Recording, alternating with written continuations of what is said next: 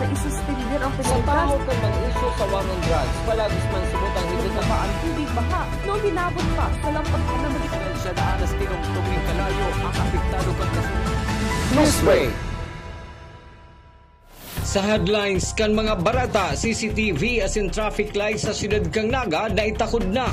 3rd District Congressman Nelson Ligacion, pabor sa third-party monitoring kan mga proyekto sa distrito. Mag-agom na dating rebelde sa Camarines Norte, nagsuko sa PNP. Data Privacy Act Seminar, pinanginotan kang Camarines Sur PNP as in Bankers Association sa probinsya. Uya mga bareta sa aldaw na ini. Ako po si Christine Reyes. Naitakod na ang mga CCTV camera sa mga estratehikong lugar kan Naga, pirang semana antes sang Peña Francia Festival. Maging ang traffic lights ang naitakod naman sa tulong location kaini. Uyang sa kuyang report. Nailaag na ang mga bagong CCTV camera sa mga exit as in entrance point kan syudad ni Naga na makakatabang ngunya na Peña Francia Festival sa seguridad as in pag-monitor kan mga naglalaog sa syudad. Susug kay Public Safety Office Executive Director Rene Gumba, padagos ang pag-power up kan mga CCTV as in pagpapakarhay kan data connectivity kan mga ini para tulos magamit bago pa man magpuon ang kasributan kan Naga. So CCTV po tapos na, naka-install na. So additional security cameras na pinag-procure ng syudad.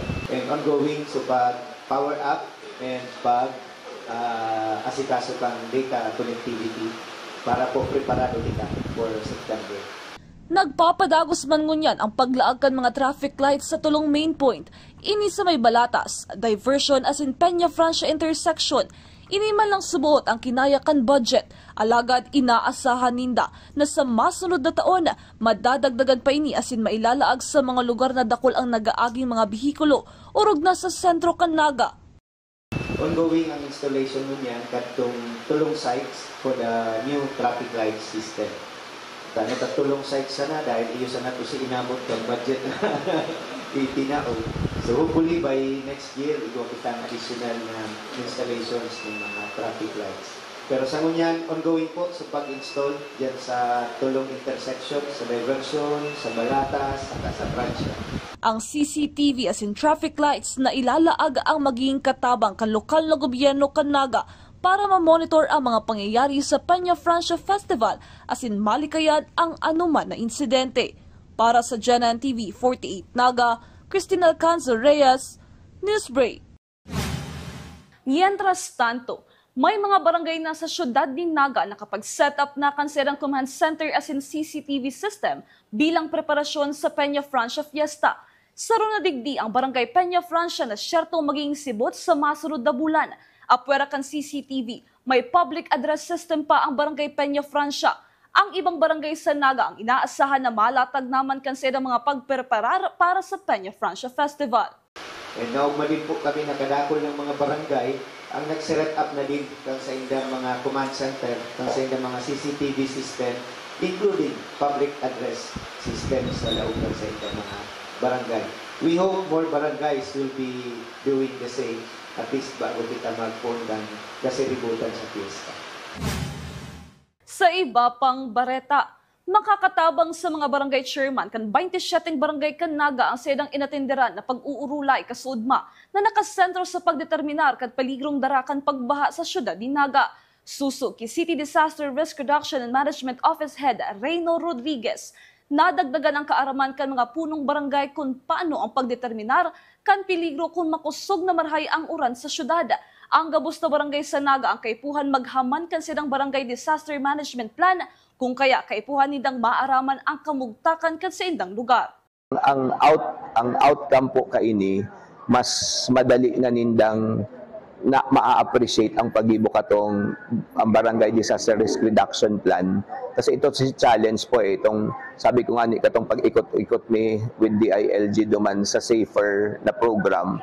Bako po siyang pigigibo dahil compliance lang. Dapat maging bibliyata siya na dahil definitely po mauran, makusog ang uran, and maapektuhan kita. So with this, ang ownership po grabe.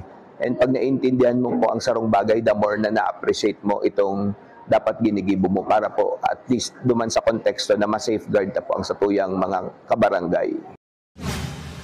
Sa iba pang bareta, tugot si 3rd District Congressman Nelson Legacion na magkaigwaning third party o grupo na ma-check o ma-monitor kan mga patrabaho kan Department of Public Works and Highways. Susug sa iya, mayo man subot ghost project sa 3rd District, alagad kaipuhan maasigurar ang kalidad kan mga proyekto, hindi matapos magruluwas ang kadako na flood control project na dakulang isyu ngunyan sa nasyon. Sa 3rd District kaya, mayo man kitang nababalitaan na ghost project. Pero sa hiling ko, baad kaipuhan maasigurar na di kalidad si mga patrabaho according to the specifications. Bakong ampaw. Kung mahiling tapo si pang ipo, gigibuhan ta. Pero I understand na ang Department of Public Works and Highways, sa kada opisina, district office halimbawa, igwa siyang quality assurance unit. As in, igwa dyan si head kayan, sarong engineer, may mga kaibanan pa po iyan, na nag-check kan mga patrabaho. Pero siyempre, dahil may iwasan si pagdududa na baad, dahil nga sa nangyayari ngunyan, baad pati ito involved. And therefore, baad mas maray na igawang third party na ma-involve sa pag-monitor, pag-check kan mga patrabaho. Sa kuya, okay po yan. Mas maray po nga na igawang involved hali sa pribadong sektor o kaya ini ang composition kay ini coming from various groups. Sa iba pang issue, masumiter din bagong proposed bill sa Kongreso si 3rd District Congressman Nelson Legacion para sa pagkrear din Metro Naga Development Authority halis sa Metro Naga Development Council.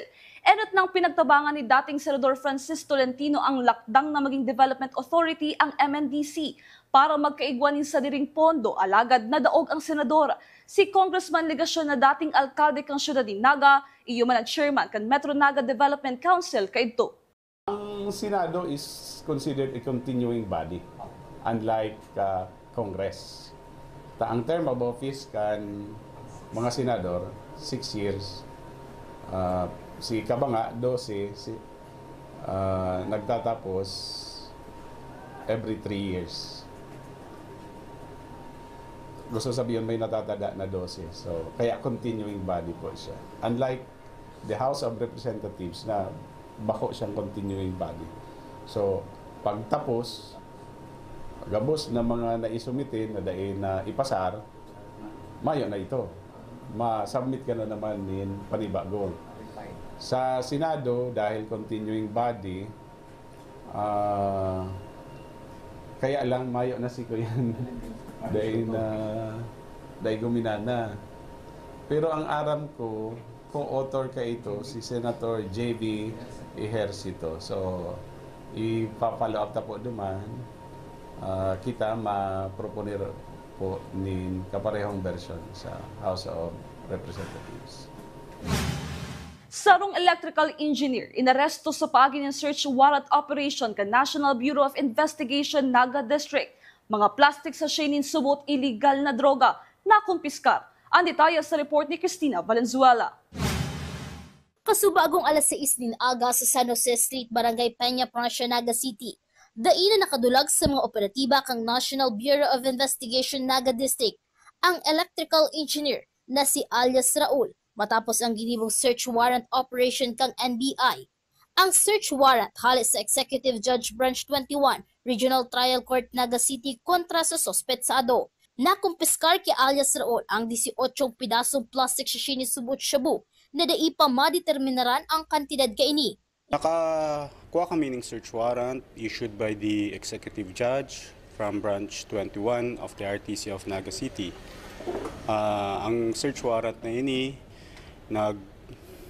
nagko-command sa samuyang office na mag-search sa premises ni Raul Sibelio E. Ilaorsa na taga number 35-3 San Jose Street, Piña Francia, Barangay Piña Francia, Naga City.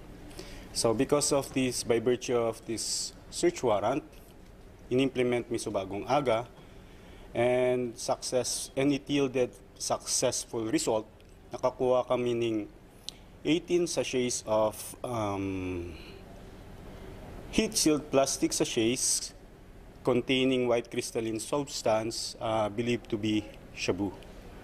So, iniyo po, ito-turn over mi pa sa, we're going to return the search warrant to the court, the issuing court, and after that, dadaroon mi si seized items sa crime laboratory for laboratory examination. Sigon kay Senior Agent Sonny Rex Solano, nagpapabakal subuot ni shabu sa Barangay Peña Francia si alias Raul, asin mga estudyante ang sa iyang nagiging katansaksyon. Padagos pang pinag-aram kang operatiba kung saan nagkukuan ni supply ni droga ang sospetsado. Ang background is that based on the reports na he's selling shabu sa lugar. He's rampantly selling shabu sa lugar sa Barangay Piña Francia. And he's working as a private contractor. Kadaklan from the area and students. So, nagbebenta siya sa mga estudyante, nagbebenta siya sa mga parokyano niya, itong mga living nearby Barangay Piña Francia. The IPA, because we're still in the process of investigation, so what we are doing now, kay puan mi pang mag-return kang search warrant, and later, maybe we conduct another investigation, a follow-up investigation, para maaraman mi kung saan siya nagkukuha.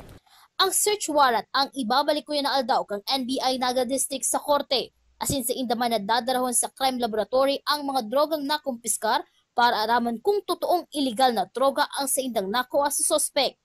Pinurbaran man hagada ning pahayag kang Janan TV38 Naga News Team si alias Raul, mantang ini nakahigda sa custodial facility kang NBI Naga District, alagad nagsayuma ining mag-atubang sa kamera. Para sa Janan TV38 Naga, Cristina Valenzuela, Newsbreak. Kondigdi sa syudad ni Naga. Dakulang bagay na nadakupta because hirak man sa mga estudyante, especially mararaot ang future ng mga estudyante. Massive ang operation me because after this we're going to operate pa. So si mga nagbebenta ng droga digdi sa Naga, may aldaw na sila. Their days are already numbered. Sa iba pang police report, nasa kusudiyang ngunyan kan mga otoridad duman sa probinsya ng Camarines Norte ang mag-agom na si Ayas Kaando, 65 years old asin agom kaining si Ayas Kaana. Dating miyembro subuot kan rebelding grupo matapos hindang magsuko. Huli kan higot na operasyon kan Camarines Norte 1st Provincial Mobile Force Company, katuwang ang 91st Special Action Company, 9th Special Action Battalion, PNP SAF, Basod Municipal Police Station asin Camarines Norte Provincial Intelligence Unit. Pinili subuot kan mag-agom na magsuko para makapagbagong buhay asin makabalis sa programa kan gobyerno na Enhanced Comprehensive Local Integration Program sa iraram kan National Task Force to End Local Communist Armed Conflict. Sa iba pang police report, mayong piyansang pinagrekomendarang korte para sa akusadong si Ayas Cardo, 60 years old, para OMA, residente kan Libmanan, Camarines Sur, asin nahahampang sa kasong pagbalgar sa Republic Act 7610 o Violation of Special Protection of Children Against Child Abuse. Sa pakikan tracker team kan PNP Libmanan na nagkondusir kan Oplan Mahantahan Charlie, naaresto sa Barangay Udok, Libmanan, Camarines Sur ang nasabing suspect na rank number 10 Municipal Most Wanted Person sa Libmanan, Camarines Sur. Suspendido ang face-to-face class duman sa probinsya kan Albay. Huli kan inaasahan na makusog na pag-uuran mo niya na aldaw, darakan low pressure area asin habagat. Sa advisory na pinagpaluwas kan Albay Provincial Disaster Risk Reduction and Management Office, isinugo man ang preemptive evacuation sa Barangay Masarawag, partikularmente sa Purok 4, 5 asin 6. Gabos man pinatangidan na maging alerto huli sa kamugtakan kan panahon. Ginibong niya na aldaw ang one-day Data Privacy Act seminar na inorganisar kan Camarines Sur Police Provincial Office asin Bankers Association of Camarines Sur Incorporated sa Camarines Sur Provincial Capital sa Pili, Camarines Sur.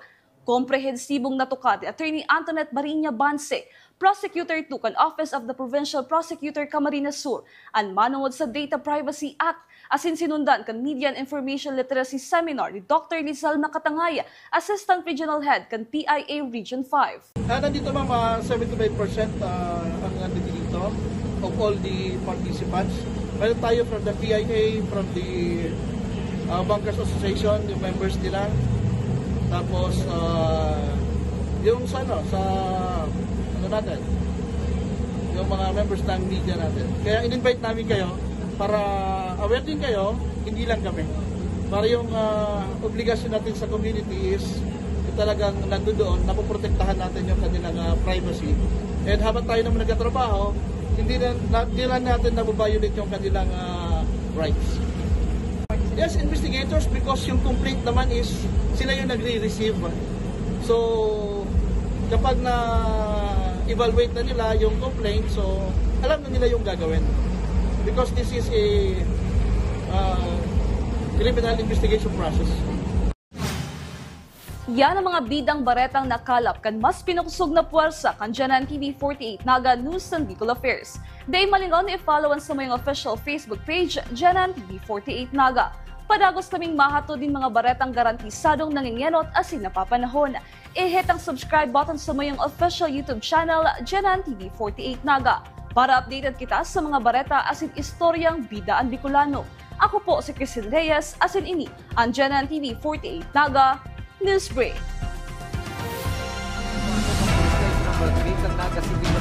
Man pinagsubok kasi ng mga sila na isuspender ang Sa tao kung mag-iso sa war on drugs, palagis man subutang hindi na ang tubig baha nung hinabot pa sa lampag na magiging siya na anas tinong tuming kalayo ang apektado kang kasunod. Newsbreak! Introducing Converge FlexiBiz. Be in control with your daily connection needs for maximum productivity. You can boost your connectivity when you need it the most. Have it at an all-time peak or adjust speeds during hours of the day, whatever your business needs to support. Enjoy value for your money with a budget-friendly, reliable, and flexible package made for you. No data cap. Stream on pure fiber connection that you deserve. Converge FlexiBiz. Contact us to know more.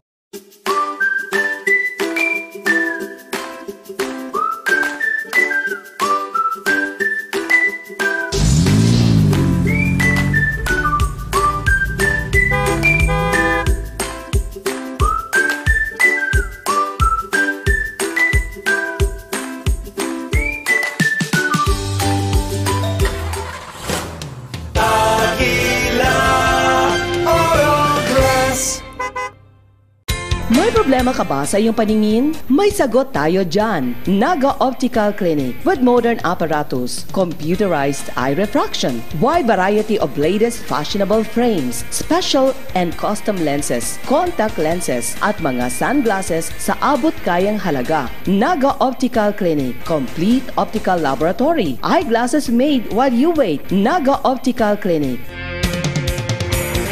Ano man ang pangarap mo? Matutupad yan dito sa NCF. College of Computer Studies, College of Arts and Sciences, College of Teacher Education,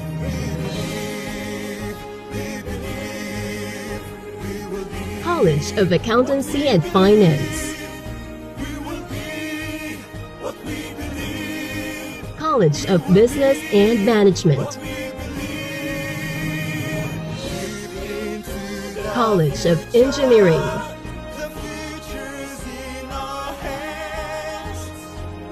College of Health Sciences, College of Criminal Justice Education. Let your quest begin here at the Naga College Foundation, because we don't just educate, we elevate. Experience NCF high-quality education and be part of the community of champions. Be a Tiger now. Leap into the future.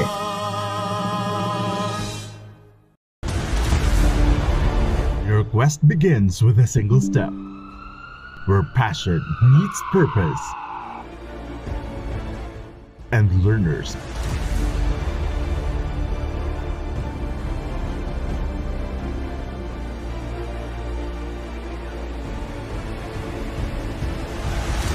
become leaders. This is where champions in healthcare are made, with AI-powered, world-class, real-life simulating laboratories, top-tier clinical instructors, healthcare industry innovation-focused curriculum, and skills management. The Naga College Foundation College of Health Sciences is your premier choice in excellent healthcare education.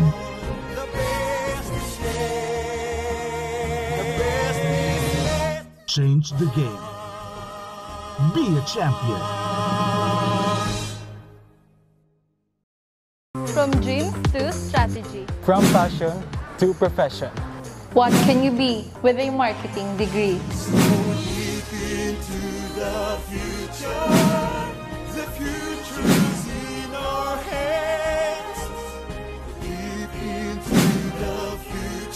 We create brands that connect. Be bold, be the brand.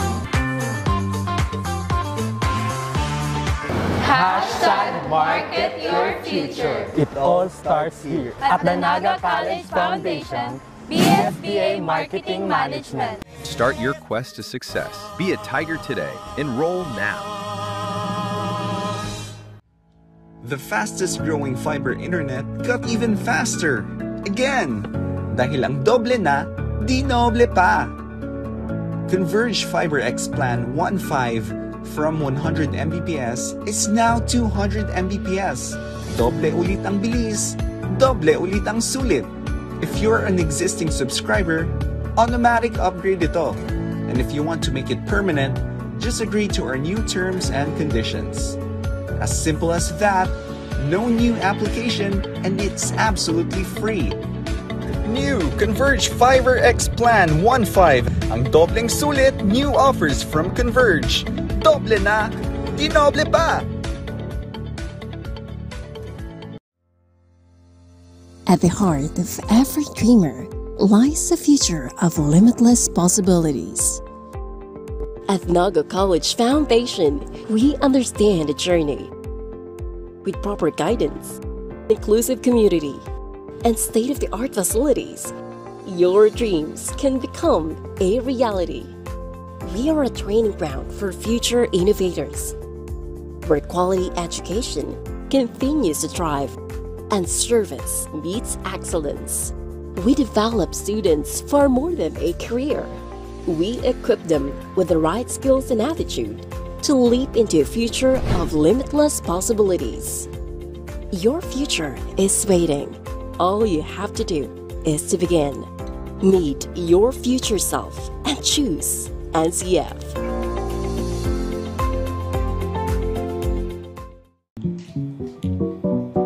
Tanga diri ko nababay na GNN TV48 Naga. Kalma! Lumipat lang ang GNN TV48 Naga sa Channel 48.1. What? Direk, ang simple lang ng solusyon dyan. Kunin ang remote, pumunta sa menu Setup o Settings, at hanapin at pindutin ang scan at hintayin. Then, boom! Balik na sa GNN sa Channel 48 mo. Para sa mga balitang nangunguna at napapanahon, at sa mga programang swak sa panlasa mo. Tutok lang sa GNN TV48 Naga, Bida ang Bicolano. At NCF, we're all about that holistic grind. Hands-on training, real-world experience, and affordable education that gets you industry ready. Shoot to edit? Dito, from concept to screenwriting. From shooting to editing to actual broadcasting, NCF was the first and the only school that has its own operational television and radio stations. No boring stuff, just real skills for the real world. Jika na ba? Tiger today.